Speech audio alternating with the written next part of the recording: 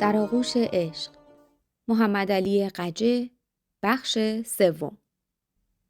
از همون فردای اون روز رفتم سر کار.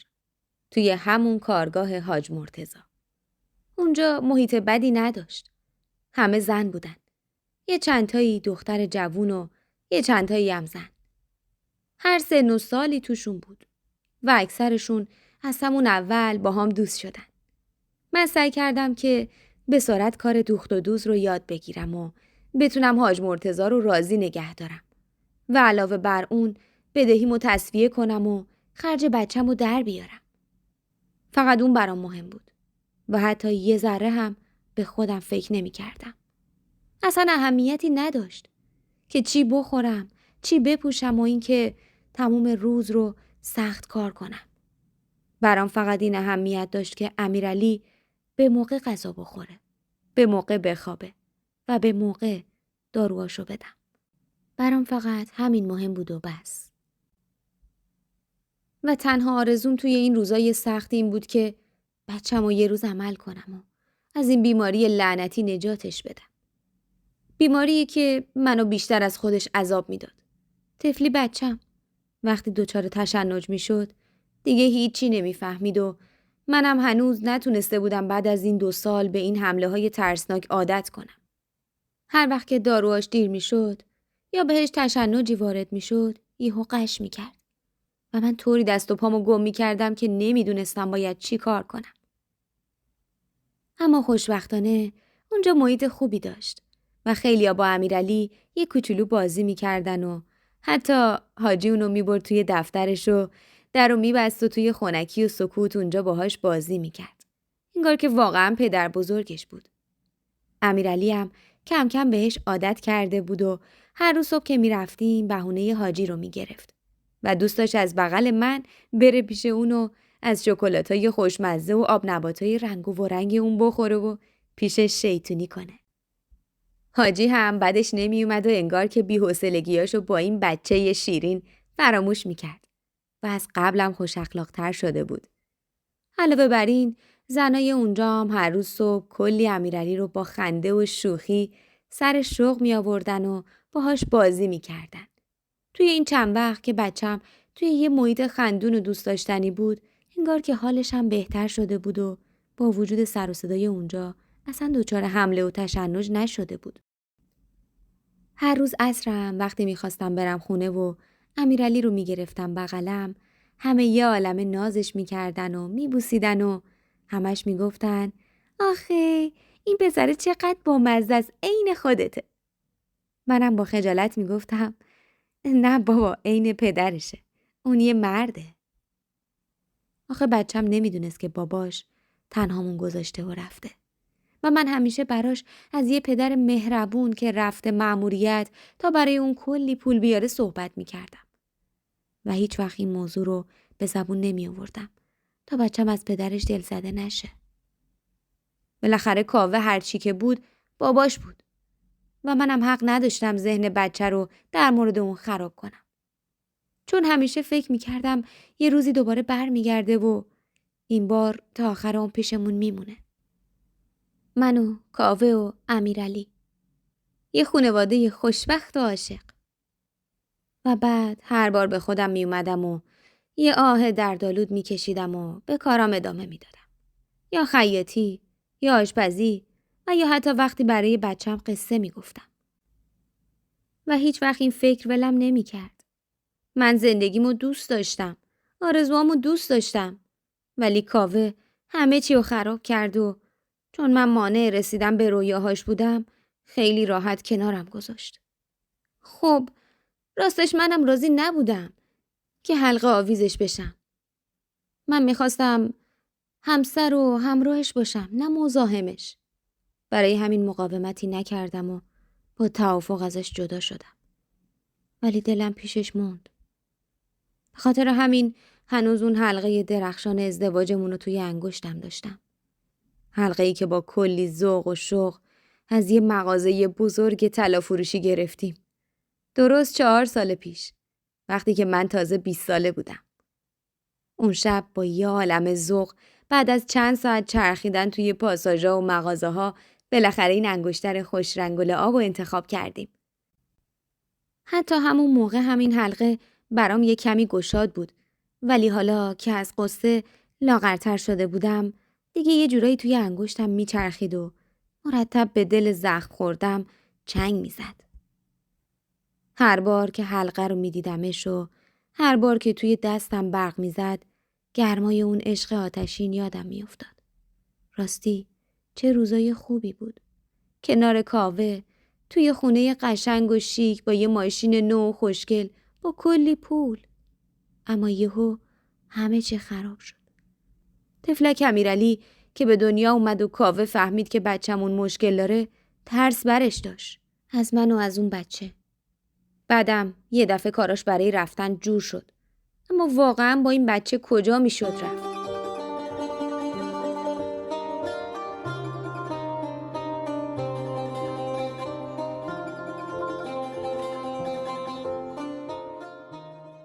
منم که شرایط رفتن نداشتم و هرچی بهش اصرار کردم تا بمونه اون خیال کرد که میخوام مانعش بشم و قبول نکرد.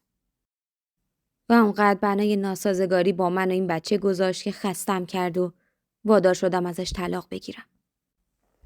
بدون اینکه کوچیکترین چیزی ازش بخوام و بدون اینکه اون بیرحم هم چیزی برام باقی بذاره. آخه مثلا من یه موقعی زنش بودم و اون بچه هم بچهش. چون فکر میکرد که من باش لجبازی میکنم اما خب راستش میترسیدم. با یه بچه مریض کجا میتونستم برم؟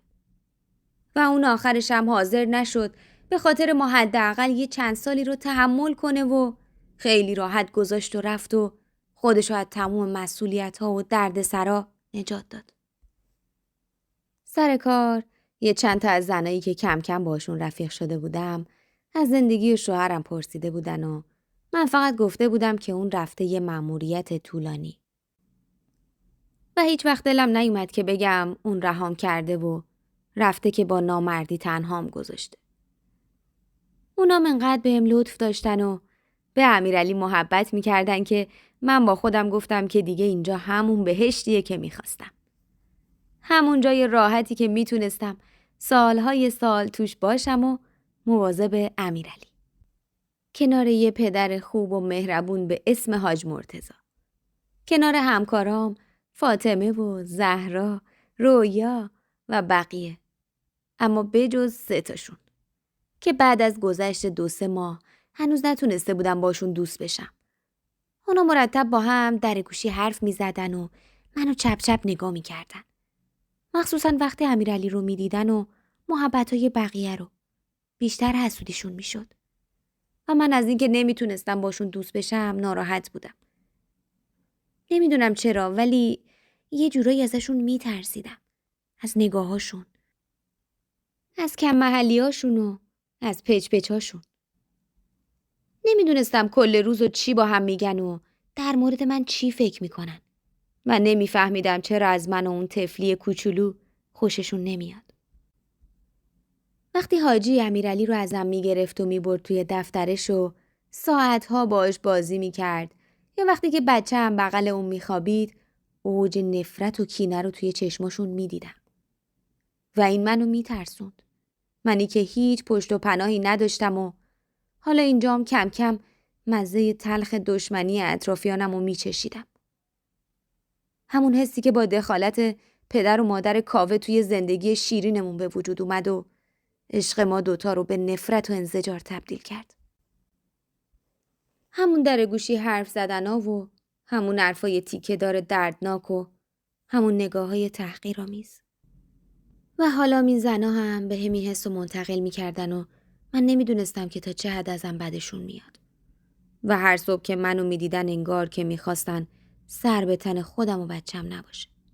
یه بار خواستم دلو به دریا بزنم و برم باهاشون صحبت کنم.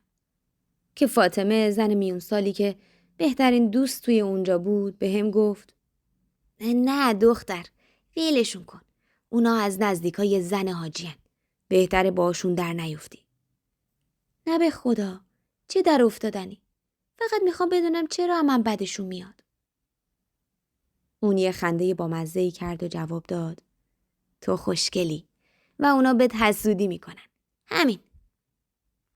حاجی خیلی تو این بچه رو دوست داره و اینا براشون خیلی سنگینه.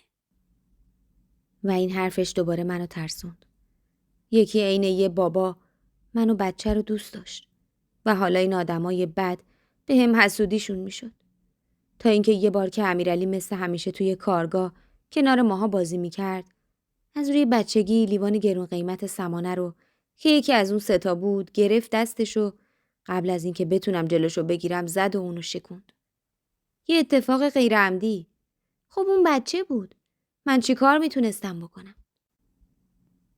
و سمانه نامردی نکرد و کلی سر بچم داد زد و بهش بد و بیراه گفت. من که نمیتونستم ببینم کسی با امیرعلی بدخلقی میکنه. کنترلمو از دست دادم و باهاش یه کوچولو بحثم شد. یه بحث کوتاه که آخرشم با یه معذرت‌خواهی من فیصله پیدا کرد. چیزی که اصلا مهم نبود.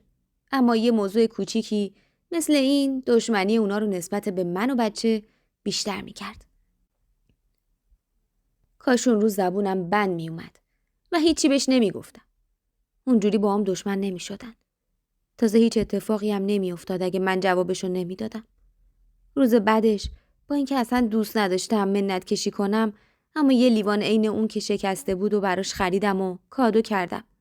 و همون اول صبح که هنوز خیلیا نیومده بودن و حاجی هم نیومده بود، آروم رفتم کنار میز خیاطیشو اون کادو رو بهش دادم و گفتم سمانه خانم، بابت دیروز منو ببخش. من یه لیوان عین اون برات گرفتم.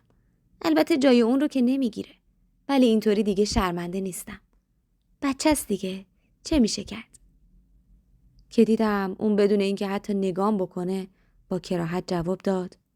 تو بیادبی نکن. نمیخواد چیزی پس بدی.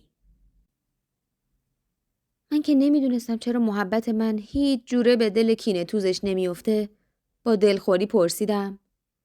تو چرا اینقدر از من بدت میاد؟ سمانه در حالی که خشم توی چشماش موج میزد یه چیزی به هم گفت که نفسمو بند آورد. از وقتی تو اومدی اخلاق حاجی ما هم عوض شده. شاید دلشو بردی؟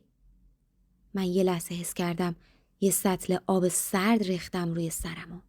با ناباوری ازش پرسیدم چی؟ و اون با بیادبی گفت نکنه کری؟ نه، من کر نبودم. اما واقعا نمیتونستم این تهمت بزرگ رو هضم کنم.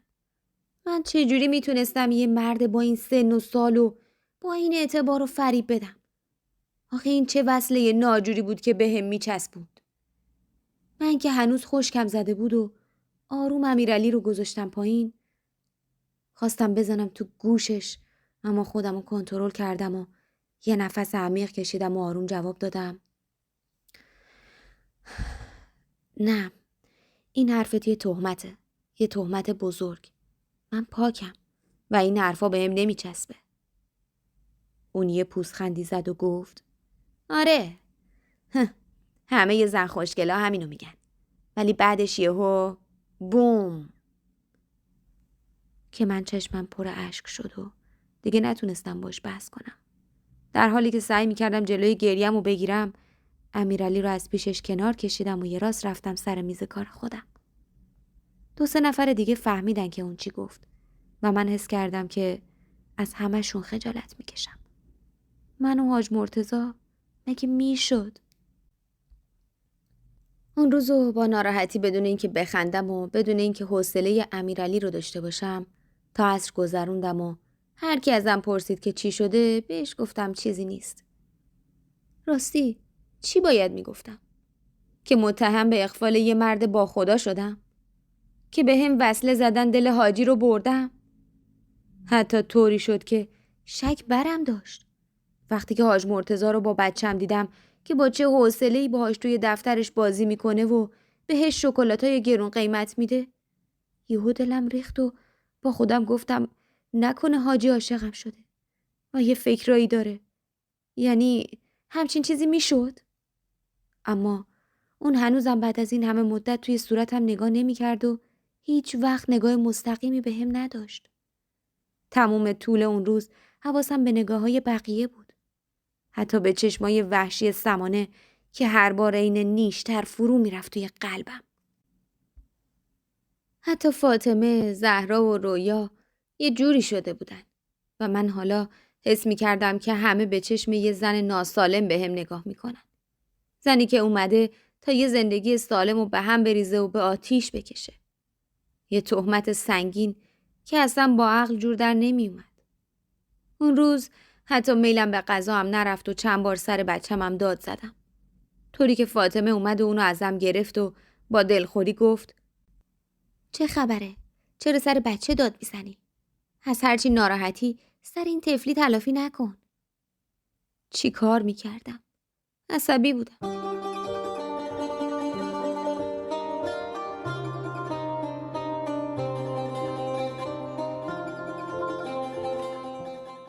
آخه حرف دردناک سمانه تمام تنمو لرزوند. آخه منو این حرفا. عصر اون روز وقتی داشتم با همه خدافزی میکردم رفتم پیش حاجی تا امیرعلی رو که توی بغل اون خوابیده بود و بردارم و برم خونه. که یهو حاج مرتضی همین که خواستم از دفترش برم بیرون گفت خانم حکیم پور یه لحظه وایسا. و من یهو دلم هوری ریخت. یعنی با هم چی کار داشت؟ که دیدم در کمال سادگی دست کرد توی کشوش و یه پاکت رو گرفت سمتم و ادامه داد. من بدهی رو که داشتی با تسویه کردم و این پولم مابقی حقوق تا الانه.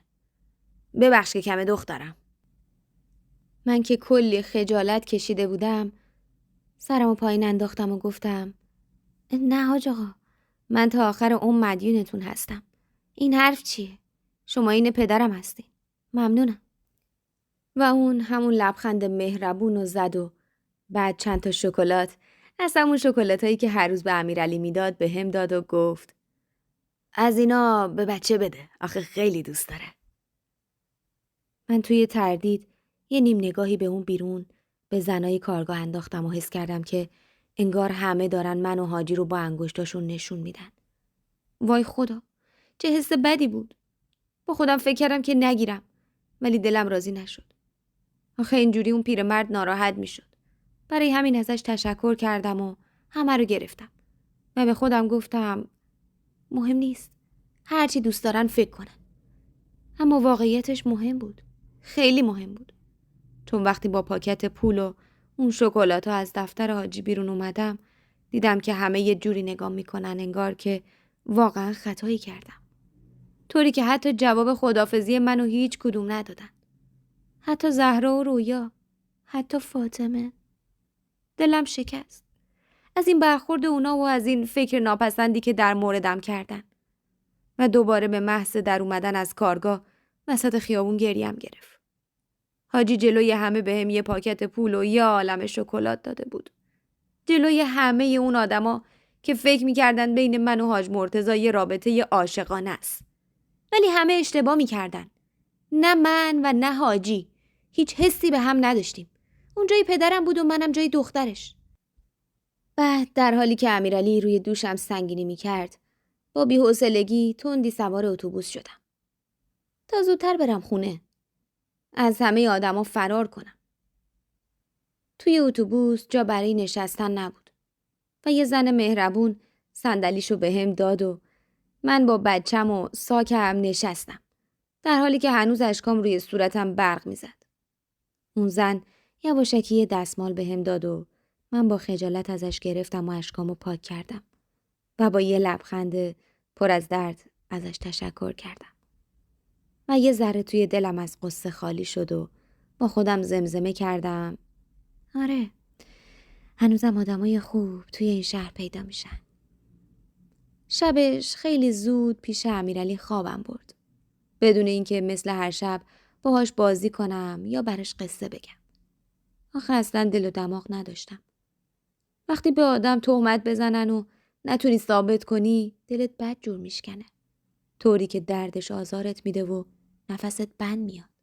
انگار که نمیتونی راحت آه بکشی و این توی قلبت جمع میشه و میخواد که از جاش بزنه بیرون. اون شب تلخ خیلی گریه کردم و از شدت ناراحتی چند تا قرص خوردم و بعدشم از بیحالی یه جورایی از هوش رفتم. وقتی بلند شدم دیدم که صبح شده و داره دیرم میشه. زودی وسایلمو جمع کردم و امیرعلی رو که هنوز خواب و بیدار بود لباس پوشوندم و خواستم برم که جلوی آینه دم در خشکم زد. توی آینه به خودم خیره شدم.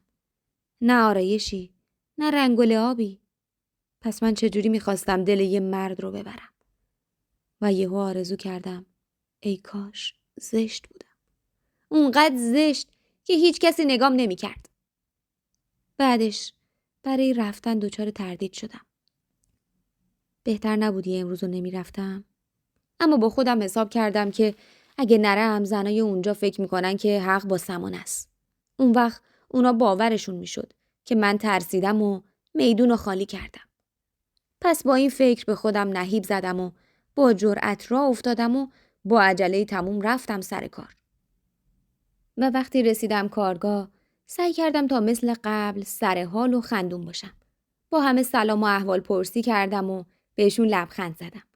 اما کاملا حس کردم که اونا مثل همیشه نیستن. فقط فاطمه و زهرا بودن که هیچ فرقی نکرده بودن. همه اونا یه جوری نگام میکردن و به محض اینکه حاجی میومد اطراف من، اونا رد نگاهشون پی من و حاجی بود که چی کار میکنیم و چه جوری به هم خیره میشیم.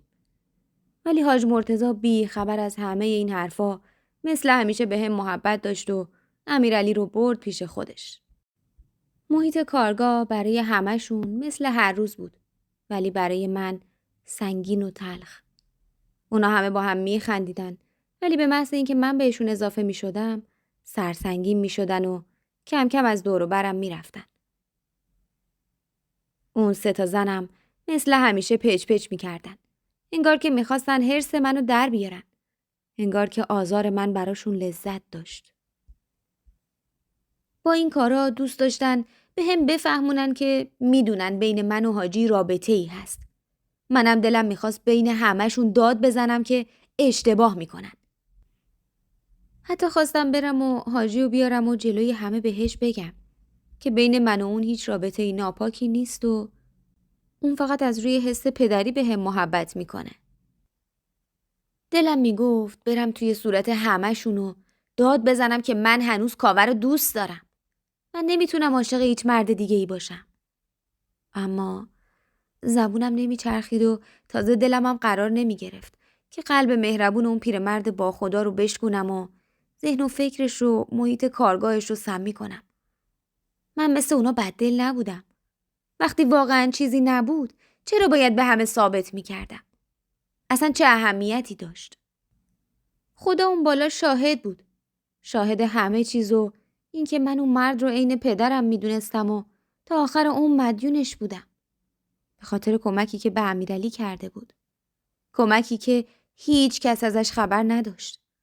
لطفی که اگر به هر کدومشون میگفتم بیشتر متهم میشدم. خلاصه این که هر روزو با تلخکامی و تنهایی توی کارگاه میون نگاه‌های آزاردهنده اون زنا به عصر میرسوندم. تا بلکه یه اتفاقی بیفته و منو از این دنیا و زجری که نمیذاش منو بچم راحت باشیم نجات بده. اما واقعا چه اتفاقی میخواست بیفته؟ چه معجزه‌ای میخواست بشه؟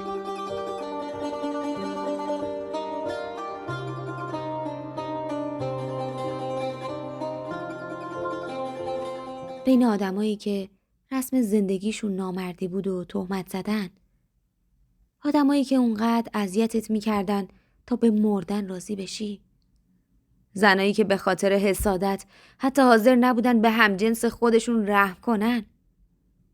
و 3 هفته به همین روال گذشت.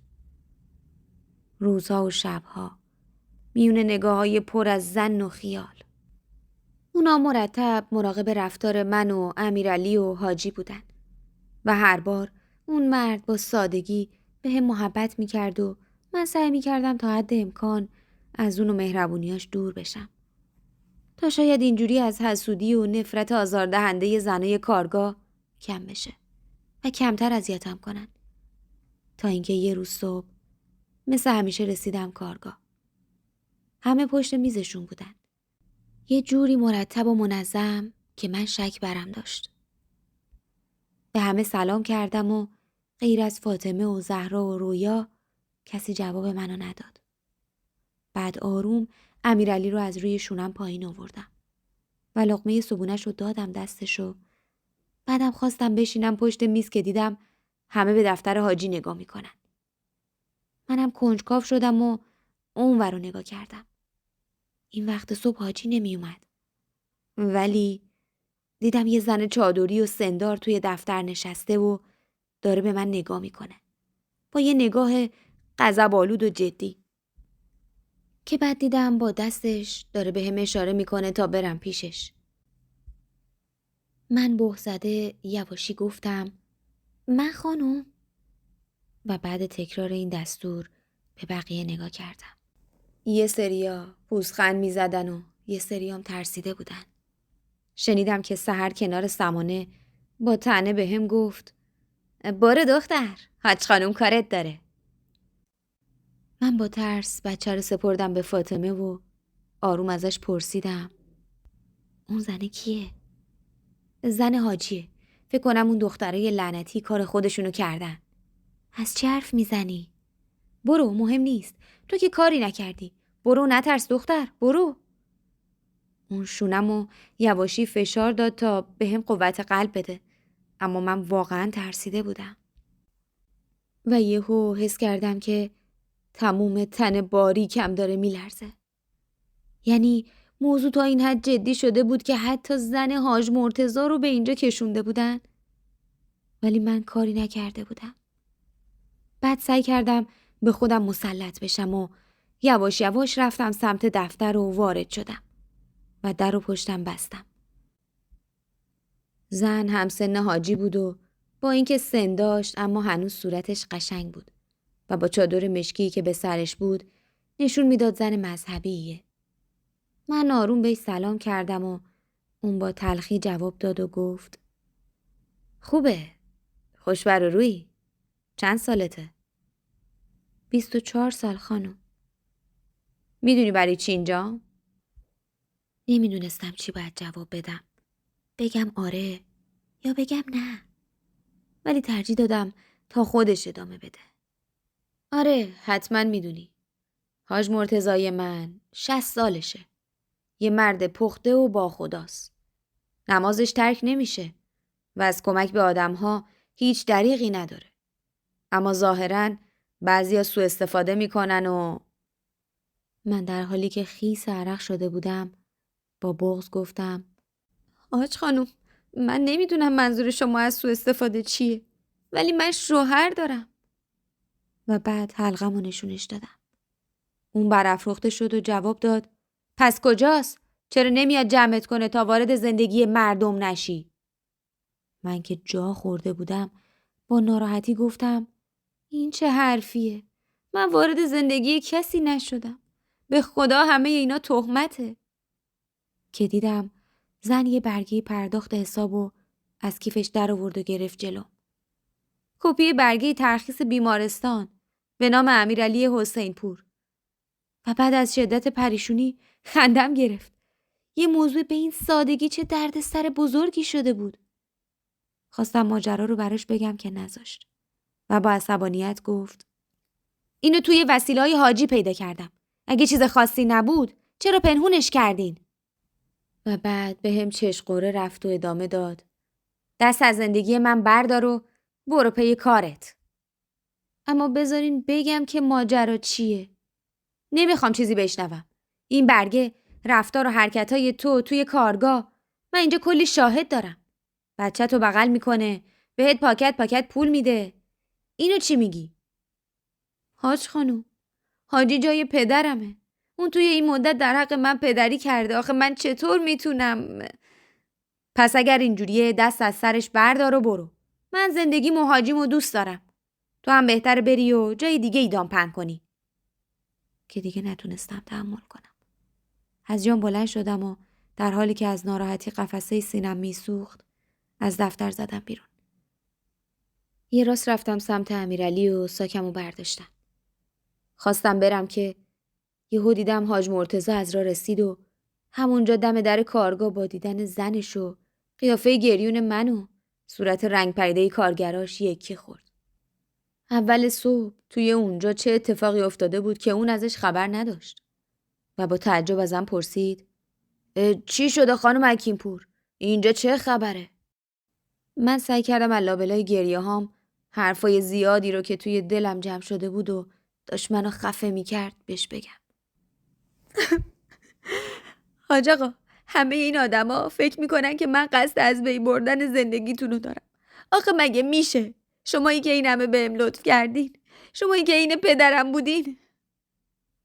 و حاج مرتضی بیشتر یکی خورد و با بهزدگی به زنش که هنوز توی دفتر بود خیره شد.